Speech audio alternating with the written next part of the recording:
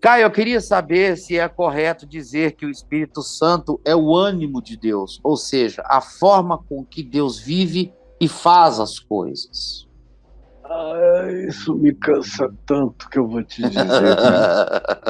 Pelo amor de Deus, os caras querem transformar Deus numa, num robô humanoide. E aí, assim como o espírito é o ânimos da alma e a psique é a ânima do ser, eles querem que Deus também seja assim, dividido, tripartite, tricótomo, e aí a gente consiga fazer separação. A gente não consegue separar a alma do espírito. Hebreus, no capítulo 4, no verso 12, diz que a gente não consegue separar a alma do espírito. Continua até hoje, olha, com todo o avanço neurológico. Até hoje os humanos continuam, desde a época de Tales de Mileto e dos contemporâneos dele, 500, 600 anos antes de Jesus, que já estudavam onde era a sede do espírito e queriam aprender a partir da natureza uma filosofia que se baseasse na realidade da natureza. E eles fizeram todos os experimentos que eles conseguiam fazer há 2.600 anos, 2.700 anos atrás. Não conseguiam localizar a sede do espírito. Não conseguiram. A história humana toda veio tentando. Quando a gente entrou no século XX, veio aquele materialismo genético do Franz Crick, dizendo que o homem era só um conglomerado de células, uma grande bateria solar, uma máquina solar. Não havia nada transcendente no ser humano, nada para além disso. Tudo que existia no homem só cabia entre o berço e a sepultura.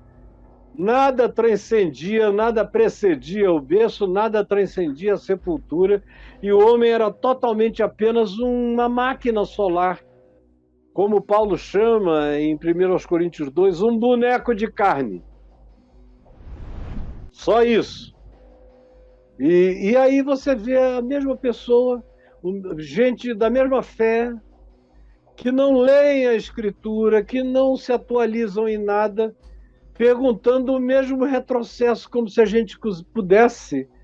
Em relação ao ser humano, a gente não consegue. Tem gente que tem morte cerebral absoluta. Absoluta. Aonde, e há histórias e histórias e histórias de gente que ficou períodos longos, não foi meia hora, nem uma hora, nem coisa assim, num estado de morte cerebral total, sem nenhuma manifestação de coisa alguma, sem nenhum sinal vital nenhum. E que, enquanto isso, estavam visitando o hospital, a esquina, viram acidentes na esquina, foram até a própria casa, viram os filhos, sabiam de tudo e voltaram. E não havia mais cérebro algum, nem estrutura neural nenhuma para, humanamente falando, justificar o acordamento lúcido daquela pessoa. Continua a ser uma perplexidade nesse tempo de engenharia genética, com esse avanço, capaz de produzir praticamente cérebros superiores aos nossos cérebros do ponto de vista digital e quântico, mas não conseguem fazer um pinpoint, uma marca, botar um botão ali e marcar, é aqui o espírito, é aqui a alma, é aqui... Porque essas coisas, como diz Hebreus 12, elas se entrelaçam. Só a palavra de Deus, só o logos de Deus, só a lógica divina, só a graça da ciência de Deus é que sabe até onde uma coisa vai, aonde outra começa, aonde é que elas se sobrepõem, onde é que há overlappings aqui e ali, aonde um é absolutamente um e o outro é absolutamente outro, e aonde há fusão, e aonde é que o sistema nervoso entra, juntas e medulas, como diz lá em Hebreus 4:12. Essas coisas todas do complexo orgânico humano, a gente até hoje não consegue definir. A gente não sabe ainda até hoje para o que serve 80% pelo menos, ou 90% do nosso próprio DNA. Aí o cara quer saber sobre Deus. Por favor, deixa Deus fora da tua especulação. É idolatria, é pecaminosidade, é arrogância. Deus é o outro absoluto. E eu sou dele. E eu sou nele. E eu vivo nele. Ele sabe de mim. Mas eu tenho apenas pequenos saberes sobre ele. E os saberes que eu tenho sobre ele são apenas aqueles que me interessam, diz respeito a como ele me ama, a como ele é fiel a mim, a como a palavra dele é vida para mim, me energiza, me põe em pé, me levanta, me consola, me esperança, me engravida da vida eterna. É isso que eu sei dele, o amor dele é imutável.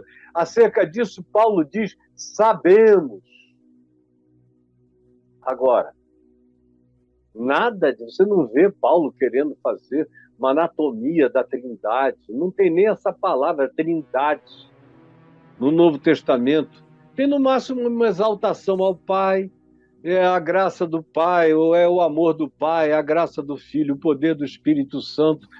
Numa declaração onde ninguém pode dizer o que é o que, aonde tudo e todos são um só. Não são três deidades, é um Deus só.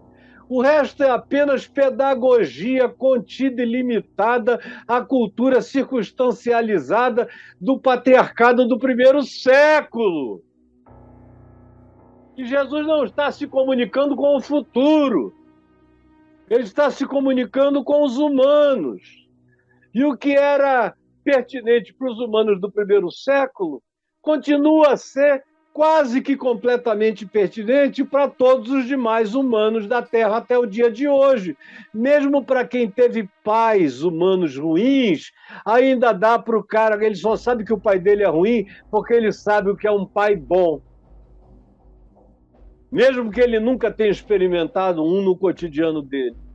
Agora, deixem Deus em paz e cuidem das vidas de vocês. Vai estudar psicologia, garoto. Isso você pode aprender um pouco e melhorar um pouco o seu autoconhecimento. Vai fazer meditação. Você pode conhecer-se um pouco melhor. Leia os evangelhos e deixe que o evangelho seja um espelho para você. E você vai se enxergar bem melhor. E aceite o que você enxergar para você se transformar e mudar. Não dá para fazer teologia, essa expressão é um malogro.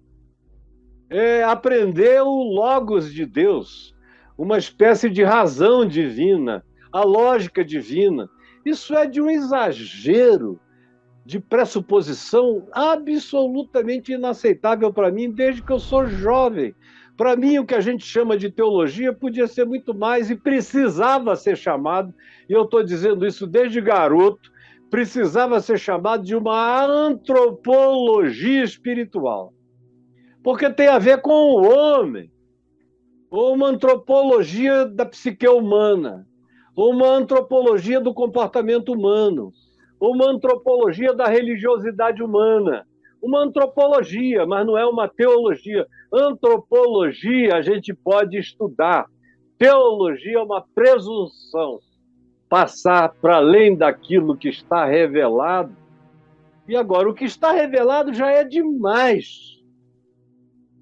Outro dia eu vi um amigo meu, queridíssimo, um teólogo, que estava muito impressionado com uma teóloga que escreveu um livro tratando o corpo de Cristo de uma perspectiva mais ampla, incluindo a natureza também. E ele estava muito impressionado. E eu falei, meu Deus, Eu estou incluindo a natureza como corpo de Cristo na minha visão mística do que seja o corpo de Cristo, incluindo a natureza, os principados, as potestades, todos os seres de todas as dimensões, desde o início, desde o segundo, terceiro ano da minha conversão, que o corpo de Cristo não tem nada a ver exclusivamente apenas com um grupinho de pessoas que se reúne numa congregação. Isso é pequeno demais. Quando a gente lê Paulo escrevendo no capítulo 1 aos Efésios, e ele fala do corpo, e diz que todas as coisas vão ser colocadas sob esse corpo. Para esse corpo, Deus faz convergir todas as coisas na plenitude dos tempos. O corpo de Cristo é Cristo. E o corpo de Cristo é a extensão de tudo mais o que decorre de Cristo e, sobretudo, aquilo que se põe sob a soberania de Cristo. E a natureza está aí, é a mais obediente de todas. Então, eu vejo todo dia perplexo como a teologia demora, como ela é atrasada, como ela vem no último vagão da história. Estou vendo agora alguns teólogos começarem a se interessar pela natureza quântica do universo. Digo, pelo amor de Deus, o negócio está para mudar já para outras coisas, estão começando agora. Há o grande teólogo que está pensando nisso. Grande não, atrasado. Vocês é que andam num mundo tão na última fileira do bonde, no último vagão, como sempre foi, que a coisa já está acabando aonde começou e vocês estão celebrando a chegada.